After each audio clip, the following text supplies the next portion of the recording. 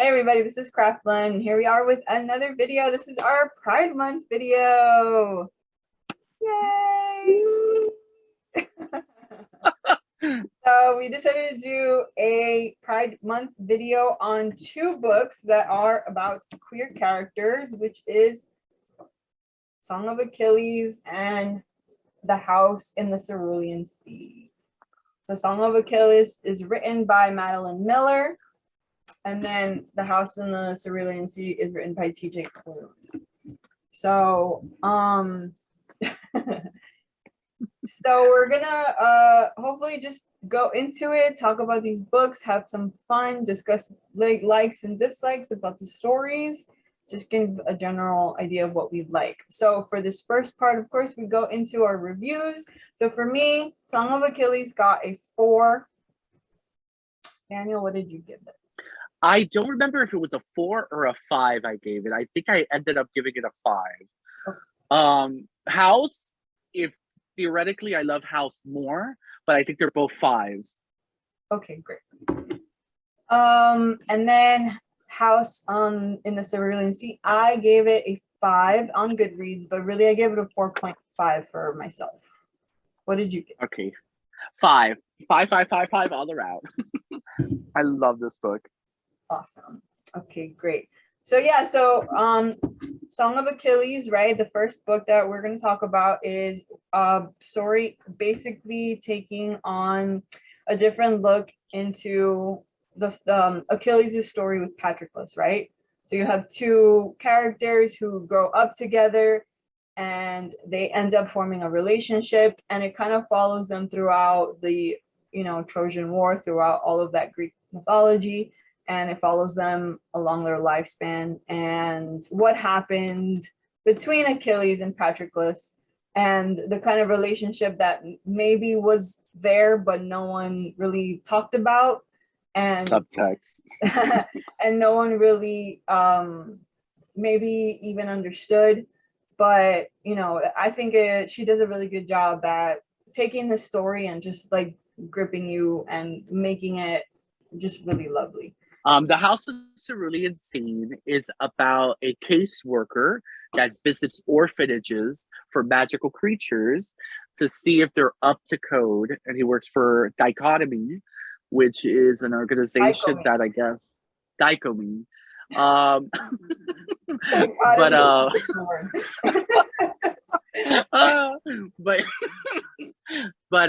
yes, so it's Linus is our main character. He's a caseworker. He goes to visit this orphanage, and he meets 6 magical children and their landlord. How would you say it? Their master sponsor. Of the house. Yeah, their master of the house, Arthur, and it's just their story on if they're up to code or not. Right, exactly, because Linus is there to check if they're up to code. So that is the 2 books, what they're about, and also what we gave them as stars. And so now we're gonna just jump into the stories, and we'll probably jump into some spoilers. And yeah, stick around if you read these, and here we go. So I'm gonna start off with the Song of Achilles, right? And for me,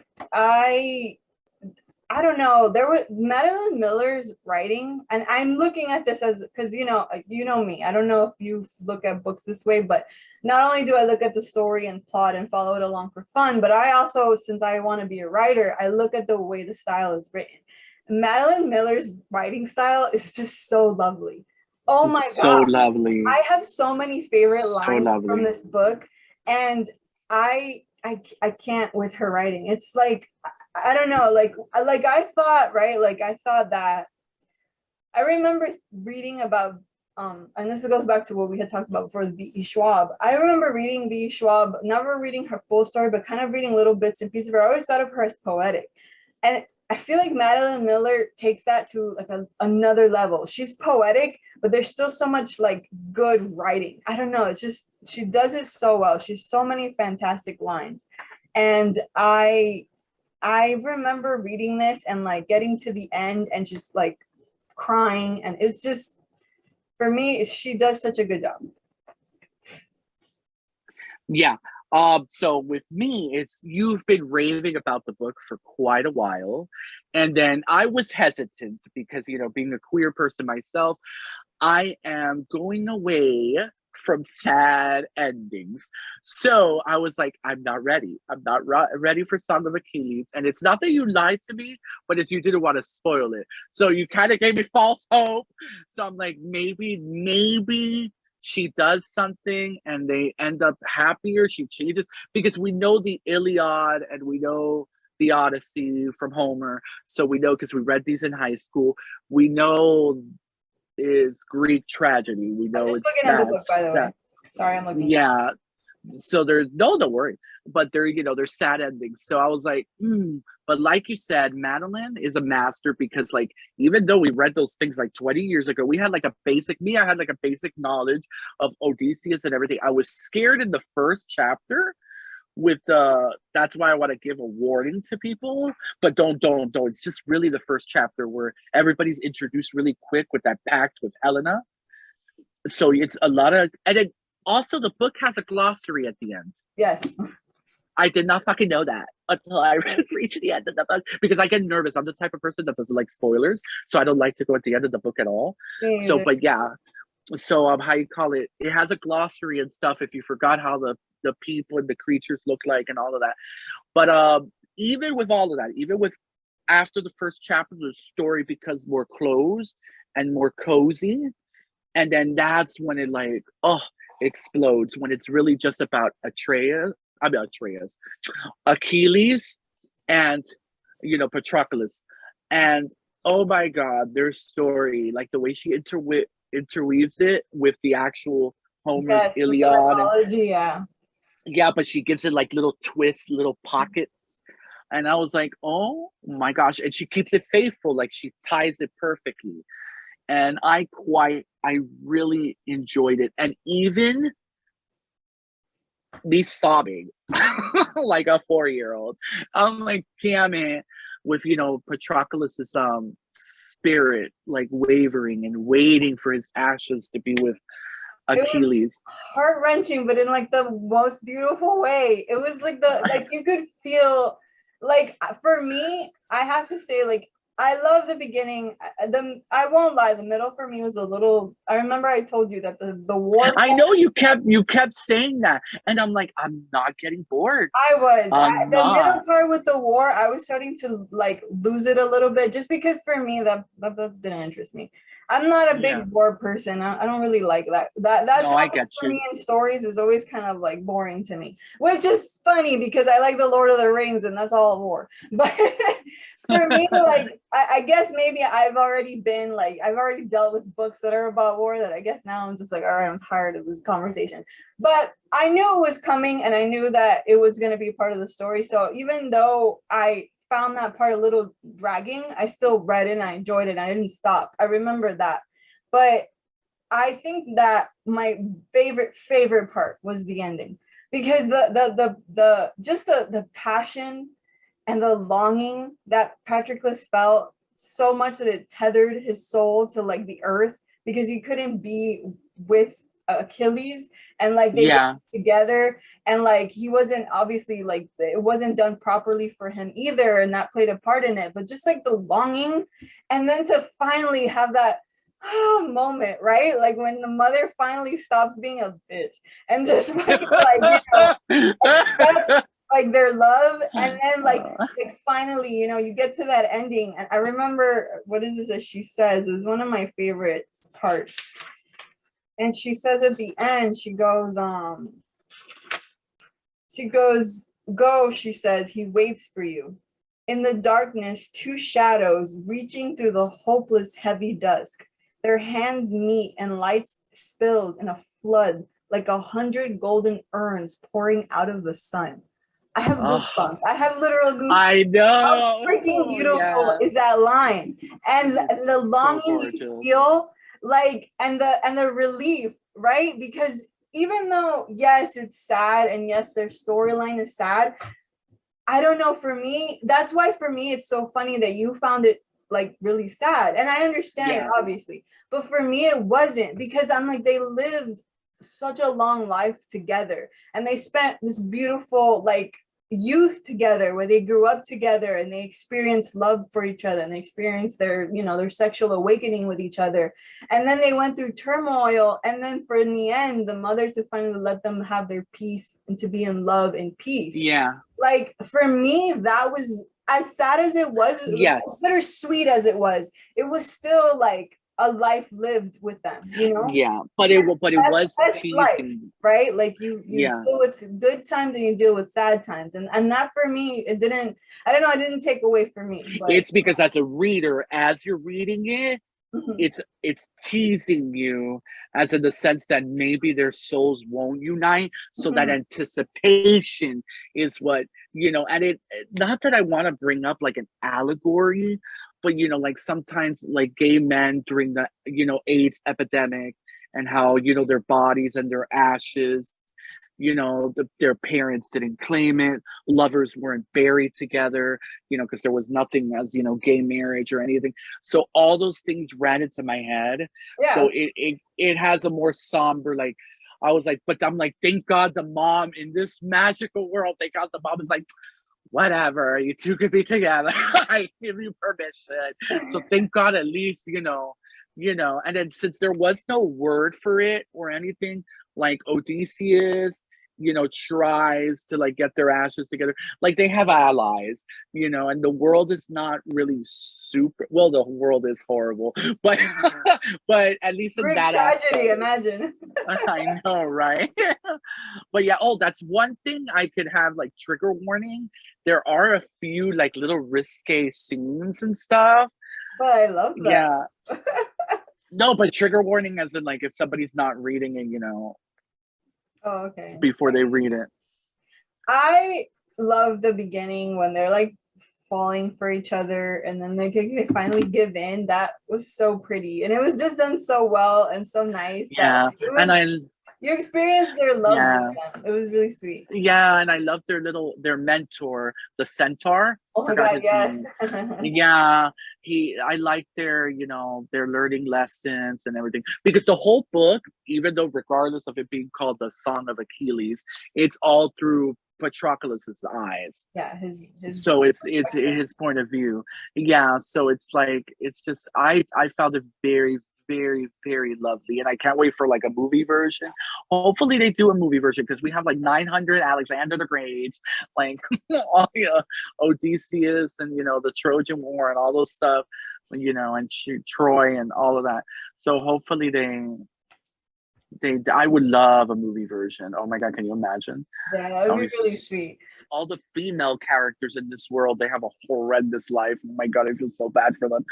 Yeah, I'm like, oh my God. I'm like, what, to be female? Well, even to be female now in our own world, right? Am I kidding? But yeah, I digress on that. But yeah, it's just like, I guess Madeline was trying to put like, you know, like a spin on it. Like, you know, what would two, you know, queer men be? You know, they would take them as slaves, but actually treat them as the same. And I guess it was nice. Yeah, I could see that. I guess it was nice that like Bryce was willing. I mean, I think she wanted to. She was like, yeah, I'll give you a child if it meant that my life is like, you know, if I'm safe, you know. And I think that's at least admirable on her part, knowing the kind of life she could have without them, you know. But like I said, aside from like little things, I remember I read the book fairly quickly. I read it, I kept going. I know, it was like one sitting or two. Yeah, and I remember reading it and just thinking, Daniel needs to read this. Daniel needs to read this. Daniel needs to read this. Yeah, no, I loved it. I loved it. And the ending, regardless of it being sad, it's a bittersweet, you know, like a sad to the world they live in, and it's not necessarily like a gay bashing sad. It's just the world they live in, and the hubris and the gods playing their stuff. But should we move on to the House of Cerulean Sea? Yeah, I can see you're excited to talk about this one more. On the whole other side of that spectrum, we have literally the most queer happiness book ever. Yes. You want to talk about it? Go ahead. Yes. Oh my God. So to give you the vibes, because I have said that it gives the vibes of like a Pixar, like Monsters Inc. type, mean humor, but kid mean humor, mixed with like series of unfortunate events, whimsicalness. I fell in love with this world immediately. I did too. Oh my God, I yes. did too. By Linus's neighbor to his like co-workers, everybody's just bashing on him. Linus's point of view itself. Like I was in love with Linus from the first page.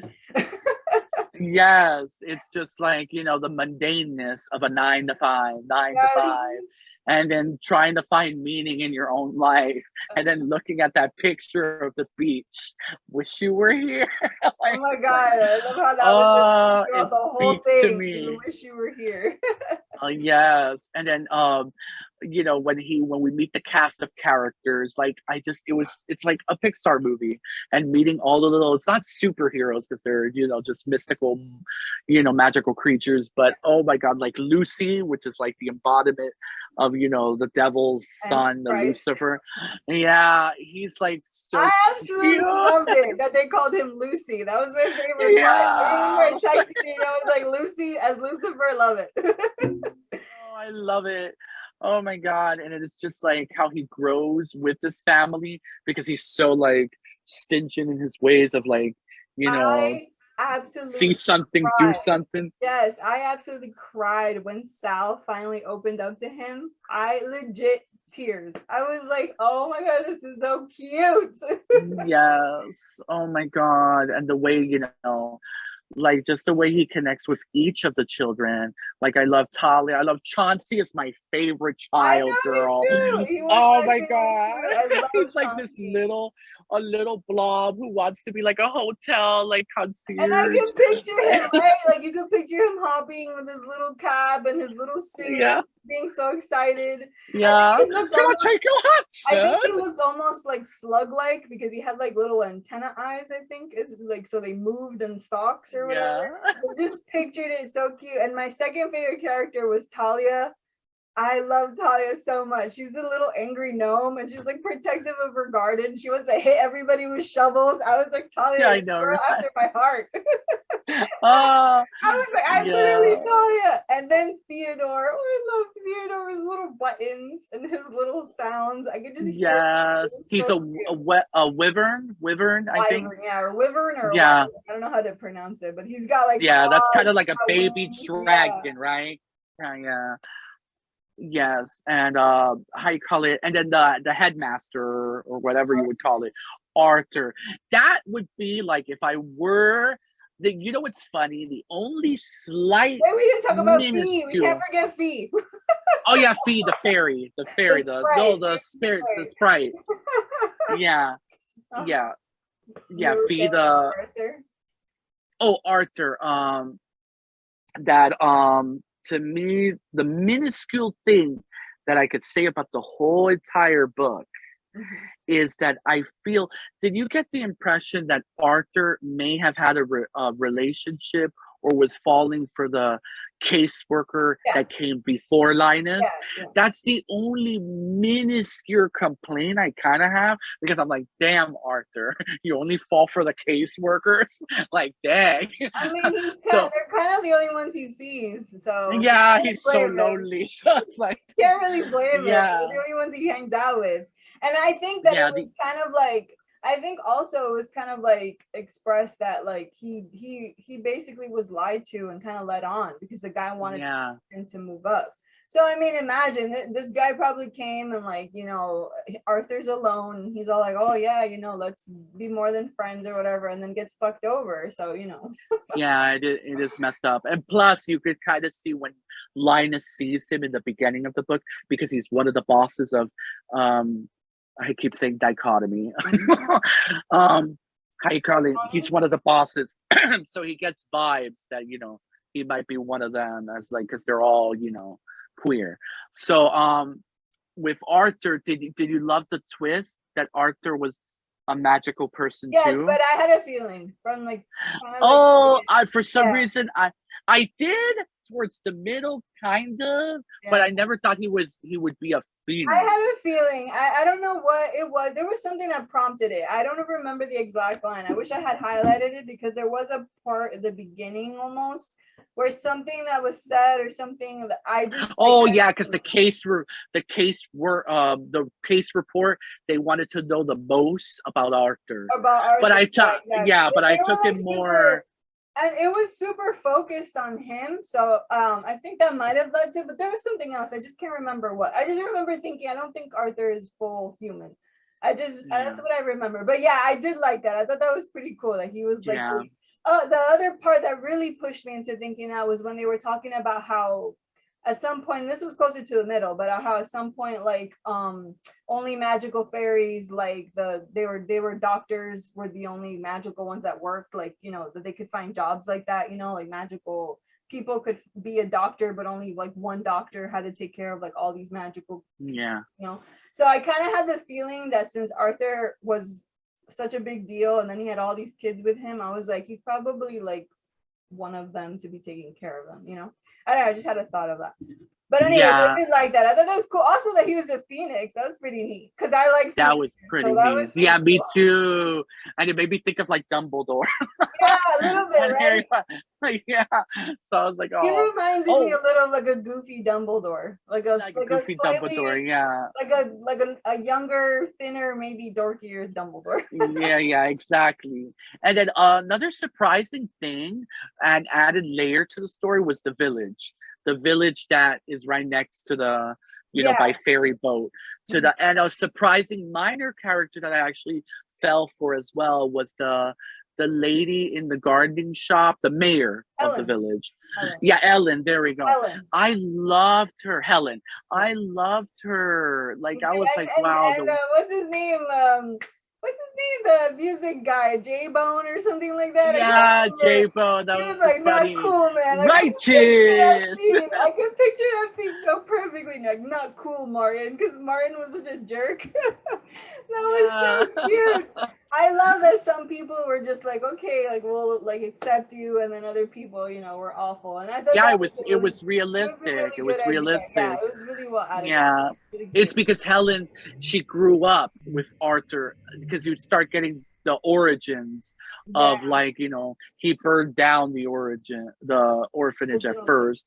Yeah, exactly. And then that was really sad. The metaphors for abuse. It was so depressing. I was like, because like in the middle, like you're talking about a story that up until this point has just been like super sweet and colorful and like little hints of abuse, but not so major. And then to find out that like Arthur was locked away for months, like he was like. Like that broke my heart. I was like, what the hell? This turned so dark, but in like a good way, obviously, because it was expressing what it was like to be in like these and then Sal, he stole an apple because he was hungry, and then the teacher, not the teacher, the lunch lady, I guess, smacked him or whatever. And you know, Sal's story was so sad. And now that I love Sal, he was so cute because I remember him like a big lumbering thing, and then he turns into a tiny little Pomeranian. I think that like somebody hit him, and then he was just so scared he didn't know what to do. Like, just breaks my heart. Like, I know it's funny because I always joke around that I don't want to have children, right? But like, I still love little kids. I think they're adorable. I think they're so cute. They're so fun. I love hanging out with them. So like, I imagined being a part of like this little group and just like joining in on their silly talking, and I was just like in love with all these kids. And I think that TJ Klune did such a good job copying how little kids talk. Like little kids talk like that, and I was like, this is like, I know it has to be, maybe I'm wrong, but it has to be that TJ Klune has little kids somewhere around him, because that I could hear them. Like I hang out with my nieces and nephews, and I was like, this is exactly what they sound like. Yeah, he does really well with the children. Does super well. And then the adventures they go on, like the little field trips, also the intimate small moments in the classroom or the lessons they're taught. Like Arthur's a really good caretaker, and the way he really cares about the kids, and just creating that safe space. Right, exactly. And I like that it was a slow like conversation, kind of like a slow reveal almost that Linus is just like that, but he doesn't like accept, like he doesn't see that of himself, I guess. But like he cares and he wants them to be happy, and he has feelings that are different from what Daikomi wants, but he's just so like invested in what they want at the beginning, right? And then as he grows and he changes, he gets to see this different side of himself, which it was so cute. But Arthur's like, you don't see yourself like I do, and I was like, oh. I know their romance was very, very sweet. I love that. Yeah, it was very where, like, sweet. the other person sees something in the character that they don't see about themselves is my favorite trope. Yeah. I think I complained to you about it. Two things, right? The one thing, I could not connect with Linus on his like stringent, I follow Daikomi rules. I can't. Like, for me, that was the one part where I was disconnected, because I guess for me, I can't imagine being like that. Like, I know I'm very, when it comes to like work and school and stuff, I try to be very diligent, but I'm also a why person. So like, if you tell me to do something, I'm gonna go, why? Why do I need to do that? Why does that have to happen that way? Yeah. So that was my only disconnect, because I was like, Linus, for the love of God, just be chill. But I don't know. You said you had a different perspective on that. Yeah, because we get like pockets of his like origin story, you know, which we get like, you know, his mother, and then his mother was very religious and very strict and by the rules. And then also he, you know, he believed in more structure based because of his mother, and it created kind of like a slight OCD in where he needs to, you know, he's used to, you know, a plan, used to a daily routine. So I could understand, especially that he wants to lose weight and he's like eating the salad and he's like, you know, he's creating these things with the trauma from his mother, like beating on that's him. the thing though, that's still where I disconnected, because for me, you know me, I have a religious mother, and she was always stringent, always like, you have to do, and I always rebelled. I mean, you know, you know, our origin, some people are late to the game. Some people are late to the game. Our origin is a rebellion. Yeah, girl, we're rebellious. But aside from that, yeah, like his storyline and his trajectory was perfect. Like, it's like this stringent, I hate my life, everything sucks, this is just what it is, to like this ending of like, you know. And then the other thing that I griped too about was like, okay, Jesus Christ, yes, he's a fat guy. Can we just let it go? Yeah. TJ Klune, please, for the love of God, as a fat person, and I used to be really fat person, I need you to chill. Because yes, I think about my fatness, but for the love of God, I don't think about it that much. It was like every second he wiggled. He was too big. He was sweating. I was like, for the love of God. I mean, it borderline. It borderline in the part where I'm like, TJ Klune, please. I get you. I totally agree there. Thank God, though, there was not, to me at least, it wasn't too much in a negative standpoint and not too much shaming, because even the kids, even with them making fun of him, they still kind of do it in a lessy learny way, and we're like, it's okay to be round. Exactly. It's okay Talia's to be yourself. Talia's character handled it well, because she's like, we're round, we're just round people, because obviously Talia exactly round herself. Yeah, and Arthur never shames him or any of that. But the thing is, okay, see, this is where I'm gonna like yell. The thing is, though, that at the end, towards the end, when he goes back home, remember the lady who lives next door, that she's really annoying. She's like, he like said something about him like looking like he had a tan and that he lost some weight. So while Arthur doesn't care about how he looks, there's still the subtle like, oh, okay, he's lost some weight. He's not the same fat guy he was before. Yeah, but at the beginning of the book, he's always wanted to lose a little bit of weight. I know, but so it messes like with my mind. So it's not like Insatiable where he became a skinny bitch all of a sudden at the end. It's not awful. Like, it didn't like upset me to the point where I wanted to like, you know. It was, to me, I didn't interpret it fat shaming. I didn't think TJ Klune dipped. Oh, so it did dip in that uncomfortable set of fat a little bit, yeah. Because for me, I was like, okay, if we don't care about his fatness, then why do we have to keep bringing it up? Like, oh, bringing it up once in a while, I get it, but like it was brought up a lot, Daniel. I guess so. I That guess for so. me, it was the only part that like those two things were really the major parts that were little gripes for me. The other gripe I had, and I don't know if you felt this because I saw you read the book really fast, and I was like trying to keep up with you, and I couldn't. I was too into it. I loved it so much. I was like, I never want this to end. Yes, the part no, that was for real. Like I didn't want it to end. I want to be in this. Like I want to live there. Like forget it. Yes, What is I life would if I'm die not for a there? sequel. They kind of Yes. set seeds that maybe a sequel, maybe they don't have to. They I can would leave read it it. at what it If done. you decided to But come back, I would read and it. especially that they got a new child. Yes, I And they're want to gonna meet him. adopt him. Yes, I want to Yes, meet the him. abominable snowman or abominable How snowman. cute is that? Can you imagine him as a Pixar character, all huge and fluffy? It would look so cute as a little kid. Oh my God, which is funny. We could actually talk about that, but we could talk about how funny of us as readers, how you envisioned it more live action, while I envisioned it like Pixar CGI. Yeah. Isn't that funny? I wanted to talk about that like super duper quick because to me, I imagined everything computer generated on like a Pixar film. I guess because of the whimsy, I kind of imagined it like you were saying, like a series of unfortunate events kind of situation, where the show kind of takes on that dreary look and like it has that like morose look, but it's still lively. There's still color, and there's the kids and there's walking around and stuff like that, and you know, like that's what I envisioned in my head. I envisioned it in that kind of realm where it's like live action, but it's still whimsical, you know. But like I didn't really think about it in Pixar until you said it. And then I could see it, especially when you said Monsters Inc., because I was thinking, well, the characters would look really cute as like little Monsters Inc. characters, right? Yes. No, and also the beginning, because everybody's like so mean to him. Even the secretary reminded me of the secretary in Monsters Inc.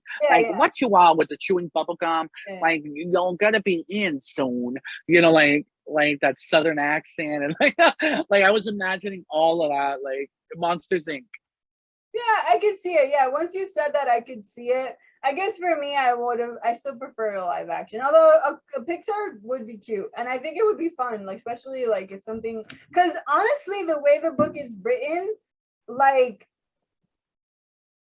it was written. How would I say it? Like the way the book was written was very wholesome. There was nothing in it like overtly sexual. There was nothing in it like gruesome. It was all just very wholesome, it was very sweet. So like honestly, if you were like an open-minded like parent, right? Like someone chill, and you had like a child maybe in his like, I want to say maybe 10, 11, 12 years old, he could read this and have a lot of fun with it. You know what I mean? It's very, very, even though it's adult, it's very PG. Feels much like a kid's movie. Yeah, because even the dark moments of like abuse and stuff like that are very like they're well done. They're hinted, they're visually hinted, but they don't like go into a flashback or anything, like a Pixar movie. or gruesome. Pixar movies do you not end up crying as an adult because you're like, damn, that was sad. Like in Up when Ellie dies, you know, like that kind of stuff. So like, you can kind of like see it. I could see this as much as it was like, I feel like it was written more for adults. I think that a kid could enjoy it and there wouldn't be nothing awful for them to read. And I think that if they made it into a movie, it would definitely be a family movie. Like this would be really cute. Yeah, that would be super family movie. There's no reason for it not to be PG. There's no reason. Everything about this was just so whimsical and adorable. And like you said, I wanted to live there. I wanted to be I wanted to be one of them. I was like, how can I just jump into the book? I know. It's one of my favorite books of the year so far. Yes, like for my personal reads. Mm-hmm. Yeah, like I really this year for sure. This one is definitely reached that top list for me. I keep thinking about it. Me too. I keep going back. I literally thought after I read it, I was like, I want to like get amnesia and read it again. Exactly. Oh my god. And I want like a sequel now. I would love it if he did a Hopefully sequel. He does. Hopefully he does, because a lot of his books. Yes. This makes me want to read more of his books. Like the same way with the Song of Achilles, to go back really, really, really quick, Madeline, she writes so beautifully well that I want to read Circe. Yeah, me I too. want to I read have it Circe. there. Yeah, Circe, I want to read. And the same thing with TJ Klune, which is funny though, because I told you, I'm like, oh, I have some of his books already in my TBR. Like I already had like the Extraordinaires and stuff like that. And then yeah, no, yeah, go ahead. know that he's coming up with because you know my obsession with robots and droids, Heather. You know I fucking love them. One of his future books that are coming out next year is a love story with robots. Oh, that sounds so cute. So I can't wait for that. I was a little worried about TJ Klune because I can't remember what book it was. I cannot remember, but I remember he wrote another book that for some reason people were like, I read this book because of the House in the Cerulean Sea and it just didn't hit. So I'm a little worried about that for myself. Because yes, it's the next one, but it's because when I read the reviews, the reason I still feel like reading it. I forgot what it's called, but it has a lot of his newer books now have this like clay animation feel.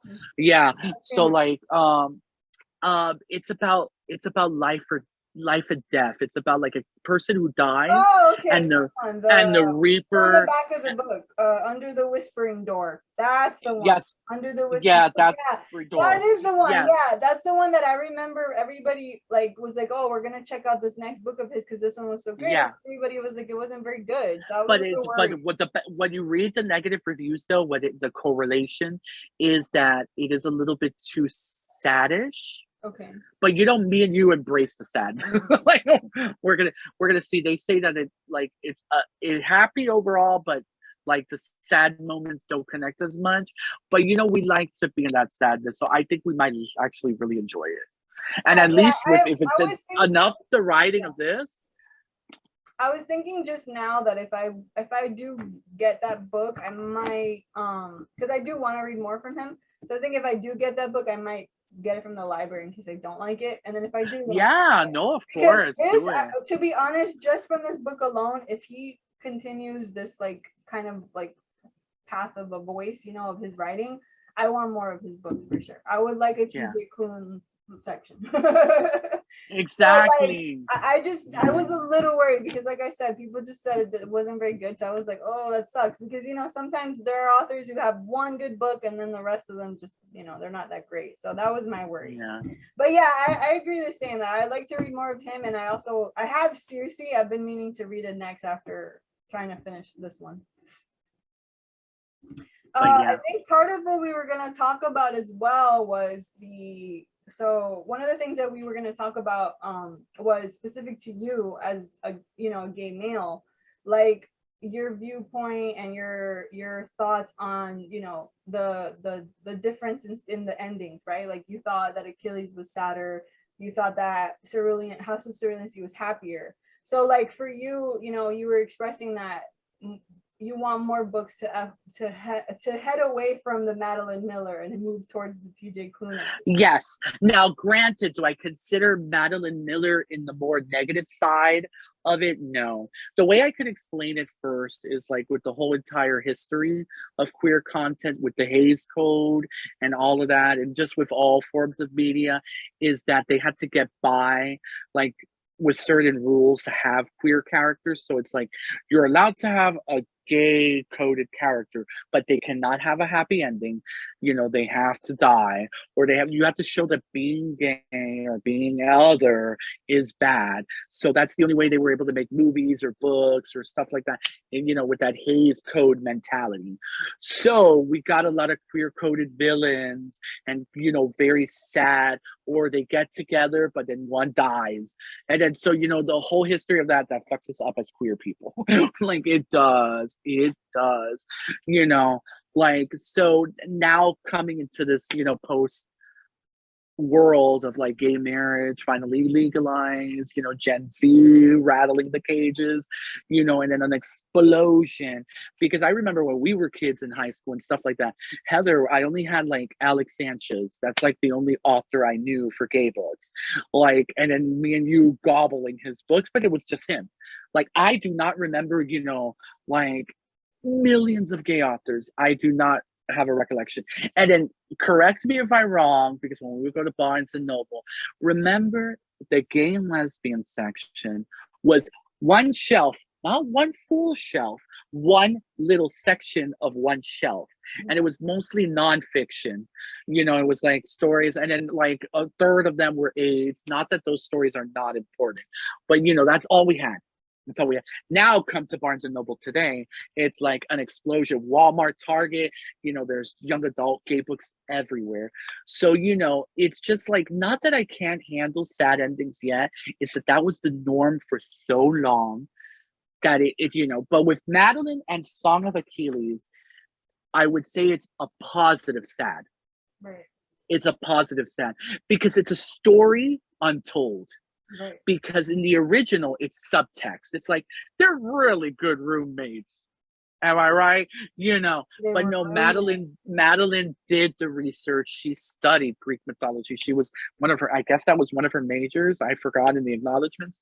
But you know, she did, and she added that backstory, and she brought them to light as real queer characters. And to me, she did kind of excellent, even though a little bit weird with the women. But I digress on that. And then just TJ Klune, who's actually queer in real life, you know, him with his happy, and he says that in blurbs and stuff like that. He wants happy queer stories. He wants them to resonate with readers. He wants us, all of us, to feel good. And that's what we need too. We need positive representation, because imagine if, like, you know, like Black stories are only slavery, gay stories are only, you know, Jewish stories are only Holocaust. If we keep it in everything in little boxes, like, it's like, come on. And then we're getting into the point where, you know, and that's, I guess, what some of our enemies might think of us shooing things in. We don't want things to just be about gay. You know, we just want somebody there in an amazing story that just happens to be gay. We want gay horror, fantasy, just everything. Explode us in everywhere. And just like, representation matters. You can never tell us that it doesn't, because it does.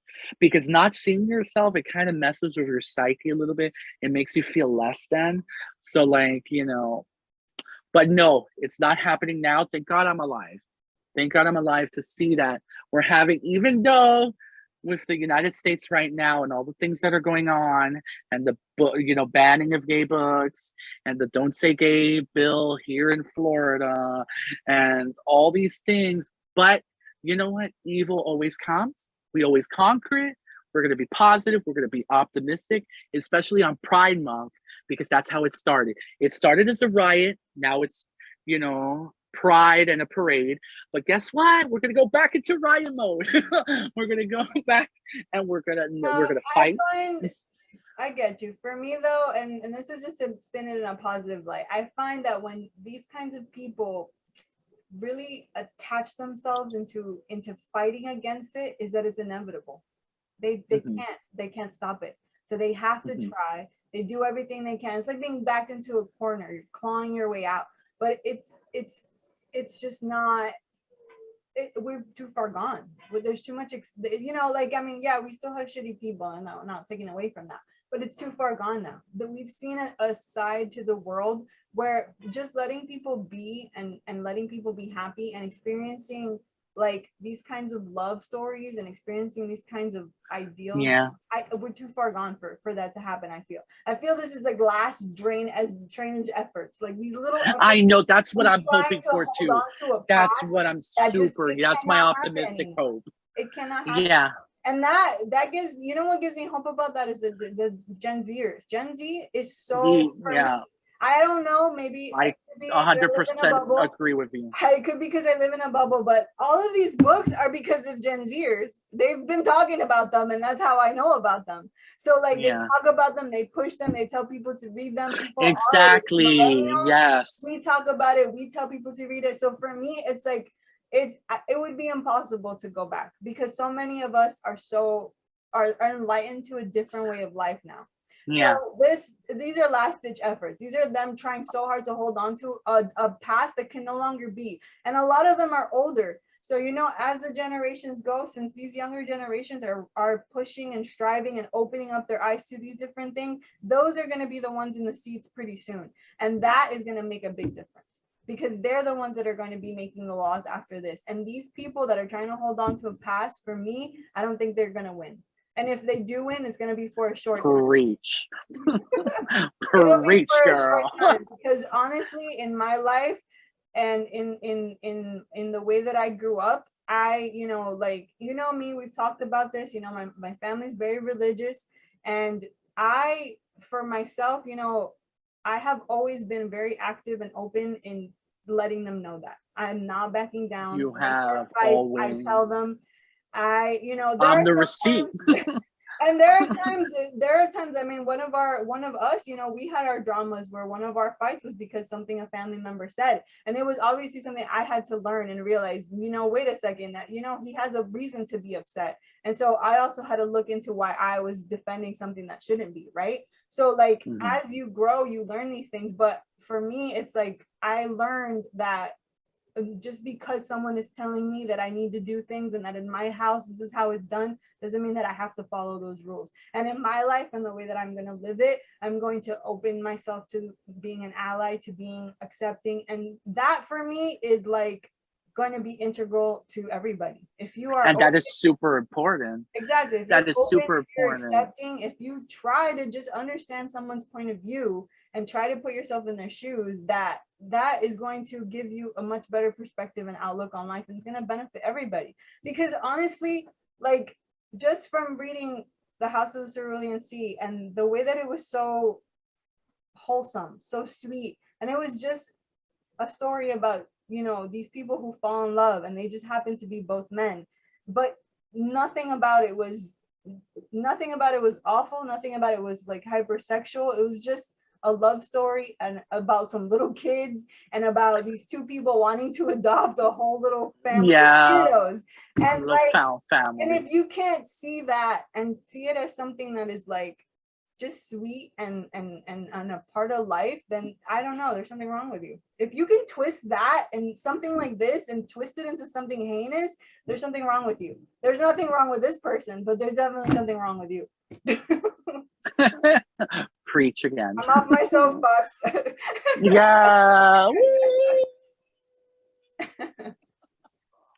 So is there anything you want to say? I know you had some stuff you wanted to say. I would love more of your perspective, and if you want to talk about it. I know, like I said, this is Pride Month. I talked way too much, so, you know, I'm opening the floor to whatever you want to talk about. No, at the end of this video, we'll attach another video and then talk about what you could do for, you know, books. Okay, so thank you so much, everybody, for watching. Please pick up these books. They're amazing. They're so good, so well written. And also, if you want to support your queer writers, TJ Klune is a queer writer, and it would be great if you picked up his book, gave him royalties so he could keep writing more of these kinds of books. Yes. But also, pick them up, read them. I think our next conversation is going to be about Heartstoppers, which is really cute, really exciting, right? We're excited about that. Yes. It's another queer story, another story about two young boys who fall in love. And I'm so excited to talk about that one because Danyel turned me into that one and I fell in love with those two characters. So that's going to be a fun topic to talk about next time. So hopefully you guys read these books. If you have, please let us know in the comments what you thought of them, how you feel. Give us any of your insights into what it is to be you, what it is to have read these books, what it is that Pride Month means to you, how you feel about, you know, changes in the world, and anything else you want to talk to us about. Thank you so much for watching, and we'll hope to see you in the next video. Hey guys, Daniel here from Craft Blend Book Reviews. There's a lot going on in our country right now, and one of those things are the book bannings that are going across many states. Whether it's saying that the LGBTQ community is inappropriate or obscene, or whether historical events such as the Holocaust or slavery is deemed indoctrination. It really is ridiculous, and my heart is burning right now. But you know what? There's things we could do. Provided in the links below of this video, the magic, we have links. And one of those links is the pflag.org/readwithlove. And you'll read more information down there and see that you could either buy a book for a library or shop, or you could just donate. And we'll have more links down below, such as the Trevor Project and so on. But yeah, guys, viva la resistance.